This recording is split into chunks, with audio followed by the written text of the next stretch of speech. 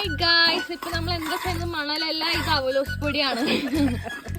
അല്ലേ ബേബി ചേച്ചി, എന്താ ചെയ്യണേന്ന് പറഞ്ഞു കൊടുത്തേ. അവലോസ് പൊടി വറക്കണോ? എന്തിനാ നമ്മൾ അവലോസ് പൊടി വറക്കണേ? എന്താണ് പ്രത്യേകത? നമ്മളിപ്പോ ഇത് ചെയ്യാനുള്ള കാരണം അവിടെ പെരുന്നാള് നമ്മുടെ തുറവൂർ പെരുന്നാൾ അടുത്ത് എത്തിയിരിക്കുകയാണ് ഗായ്സ്.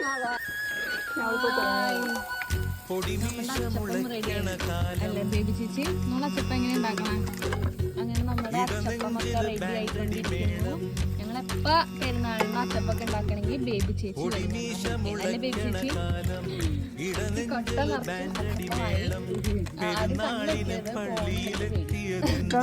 നമ്മൾ എന്താ ഉണ്ടാക്കാൻ പോണേ?